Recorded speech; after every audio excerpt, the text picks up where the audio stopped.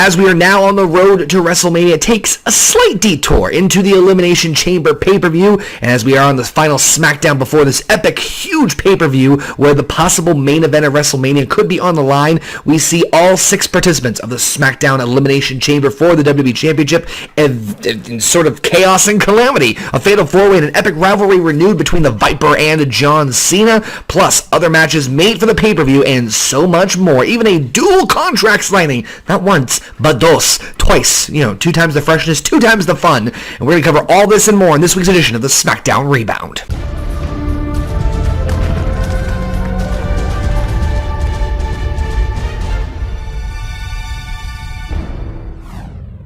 Hello everybody, my name is Conor, aka OKayFabe, and welcome back, ladies and gentlemen, to the SmackDown Rebound right here on OneWrestling.com. Of course, One Wrestling's videos YouTube channel, where we cover everything and anything pertaining to SmackDown Live. Of course, you guys know I'm Conor, aka OKayFabe. You can follow me on the Twitter at OKayFabe and check out my YouTube channel. And also, while you're at it, check out all the other links for the entire OneWrestling.com family. All the links for all of them are down in the description box below, including myself. You've got Big Ray. You've got everyone at the Big Slam Nation, of course, the legendary, the iconic one, Mr. Bill Apter. If you guys are new to the channel, make sure you hit that subscribe button and check out all the other amazing content we provide for you here on One Wrestling Videos YouTube channel, of course, over at OneWrestling.com as well, too. If you guys like the SmackDown Rebound, do me a favor, hit that thumbs up and like button. Of course, comment down below and let us know what you guys thought of this week's SmackDown Live heading into the Elimination Chamber pay-per-view.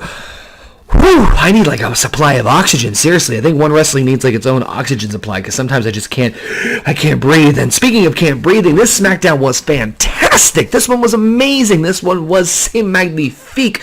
We saw epic matches. We saw more matches made for the Elimination Chamber pay-per-view. And so much more. And what better way to kick off a SmackDown from Seattle, Washington, of course, with the hometown hero, the SmackDown General Manager, Daniel Bryan, kicking off the show. And, of course, he's interrupted by The Miz, who's interrupted by Baron Corbin, who is interrupted by Dean Ambrose, who is interrupted by AJ Styles. I'm seeing a pattern here.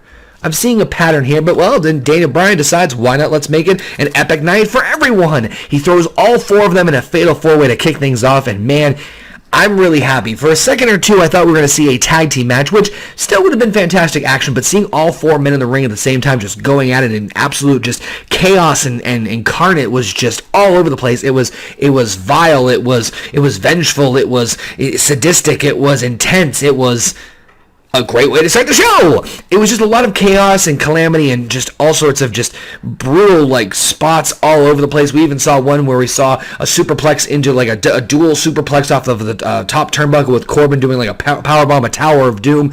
It was just all sorts of all over the mess. But the best part was, in my humble opinion, Baron Corbin hitting AJ Styles with the end of days to get the win. Huge momentum for the Lone Wolf heading into the Elimination Chamber pay-per-view. I'm going to keep my reserves on who I think is going to walk out of the Elimination Chamber with the WWE Championship for maybe another time. But Baron Corbin getting a lot of momentum. I'm really glad because out of all of them, he kind of was, the dark horse, of course, in the Elimination Chamber pay-per-view, and more importantly, the youngest one and the rookie comparatively to everybody else. And so to have him get a huge victory over Styles, Miz, and Dean Ambrose, the reigning Intercontinental Champion, is a huge deal. I could definitely see if he does not walk out of the Chamber as WWE Champion, Intercontinental Gold, I hope, will follow the Lone Wolf soon.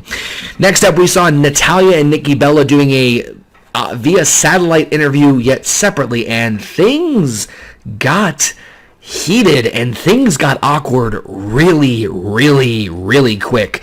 It got to the point where, of course, Natalya is slewing along about Nikki Bella's relationship with John Cena. Nikki Bella's talking about Natalya holding on to her legacy and the fact that she's only good at wrestling, and when she beats her at Elimination Chamber, what else can she do?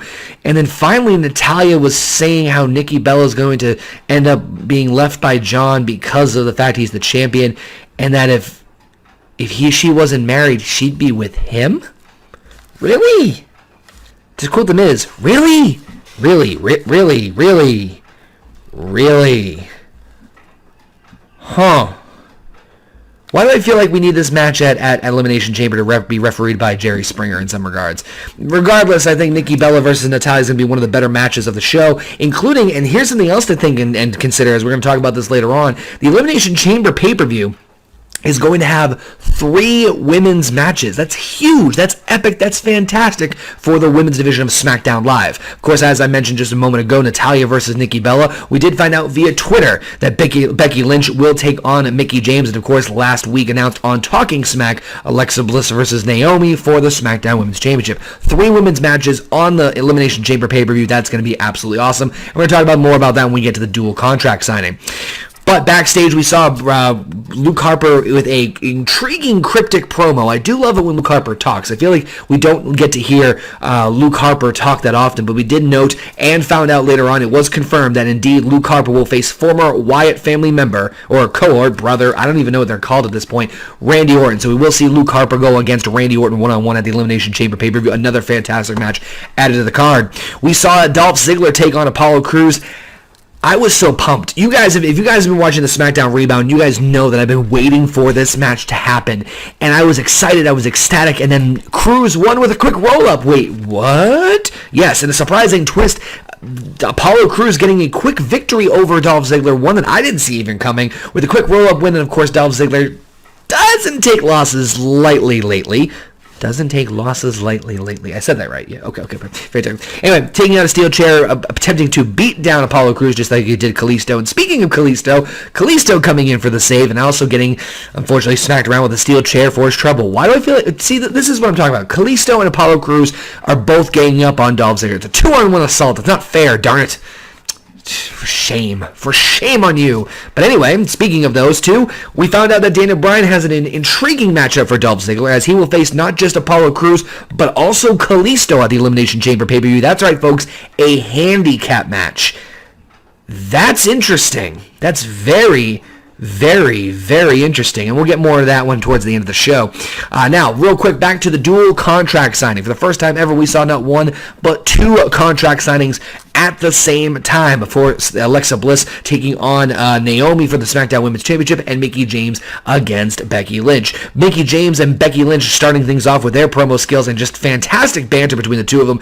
Really hit close to home. Of course, Mickie James saying how she was here. She's a legend. She's a status. She's a veteran of the women's division. The women's division wouldn't be here if she wasn't here. And then, of course, Becky saying, well, you left. Now I'm the one taking over, and etc. and so forth. I think these two women are going to go absolutely all out at the Elimination Chamber pay-per-view. But of course, Bliss and Naomi didn't hold any punches back either. Naomi saying how she wants to win the SmackDown Women's Championship because she wants to walk into WrestleMania, their hometown of Orlando, as the SmackDown Women's Champion, and going back and forth with Bliss, and then finally with a just brutal kick to Bliss. Of course, contract signings. Darn it, can we ever end one without having somebody fight each other? Just once.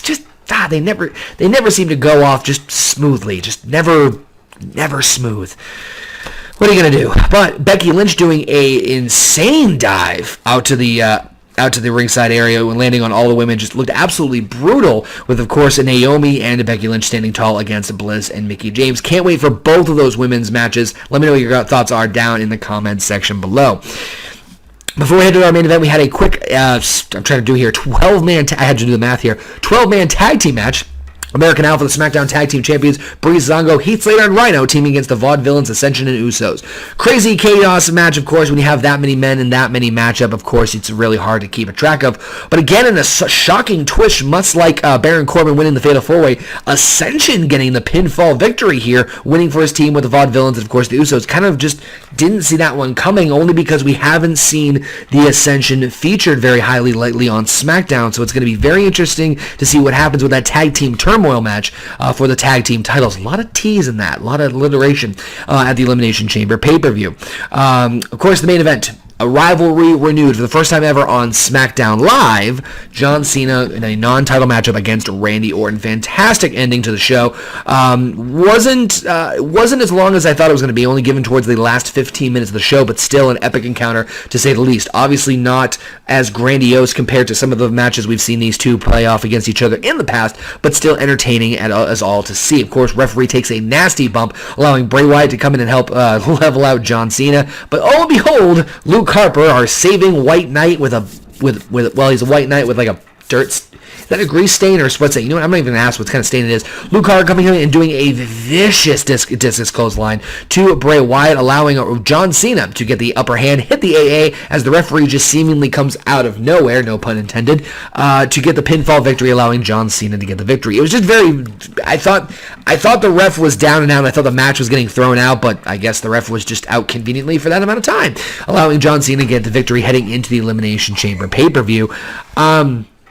Wow, this SmackDown did a fantastic job of really getting me excited and getting me hyped and getting me pumped for the Elimination Chamber pay-per-view coming this Sunday. As of this recording, there are now a total of, I'm trying to do out the math here, 1, 2, 3, 4, 5, I think we're up to 6 matches now officially. We've got your 3 women's matches, which is still a crazy amount of matches that we've never had. 3 women's matches on one brand show, let alone a combined show. Excuse me. The tag team titles, we've got Harper versus Orton, we've got Ziggler in the handicap match, and of course the main event for the Elimination Chamber WWE title match. 7 matches announced for the show. It looks fantastic. It looks awesome. I can't wait to see exactly what's going to be pulled off in these matches. I think that we're going to see a lot of changeover, and of course, we're heading into the road to WrestleMania. Even though this pay-per-view is a little bit on the early side, it does have me hyped and pumped up for what they're going to do in between Chamber and WrestleMania. Overall, this show, like I said, did a great job of hyping up for the pay-per-view, as it should have. It was the go-home show for the Elimination Chamber pay-per-view, and really, again, got me excited for pretty much every match on the card. Looking, with the exception of maybe the tag team title ones, and the only reason I say that is because it was, 12-man tag is very hard to get a hold of and hard to focus, but the Ascension getting the pinfall victory was just completely shocking, but I still enjoyed it. I'm really curious to see where things go from here. I love the Elimination Chamber build. I thought that having John Cena and Randy Orton was a bit of a head-scratcher, only because that might be our potential main event for WrestleMania, but maybe it's not. Maybe something might change. Maybe the road to WrestleMania is still a little foggy for the people over on SmackDown Live. But never mind jibber jabber, folks. It's time for you guys to chime in. What did you guys think of this week's SmackDown Live? Did you guys enjoy it? Did you guys didn't enjoy it? What was your favorite moment, your least favorite moment? What match of the Elimination Chamber pay-per-view are you looking forward to the most? And all that fun jazz. I want to hear what you guys have to say. Let me know your thoughts down in the comment section. Hit me up on the Twitter at OKayFabe, and make sure you give love to the entire OneWrestling.com family. Check out all their social media links down in the description box below, including, of course, myself, Big Ray, the Big Slam Nation, and of course, the legendary, the iconic one, Mr. Bill Out. Make sure you follow us on Twitter. Make sure you follow us on Facebook, and check out, of course, OneWrestling.com. Once again, guys, hit that thumbs up button. If you guys like the SmackDown rebounds, hit that subscribe button to make sure you check out all the amazing content we offer for you guys here, right here on One Wrestling Video. Thank you guys again for watching. Appreciate the continued love and support. If you guys want to check out my stuff, of course, all that is down in the description box as well. And to quote the legendary, the iconic Mr. Bill Apto, we will see you at the matches.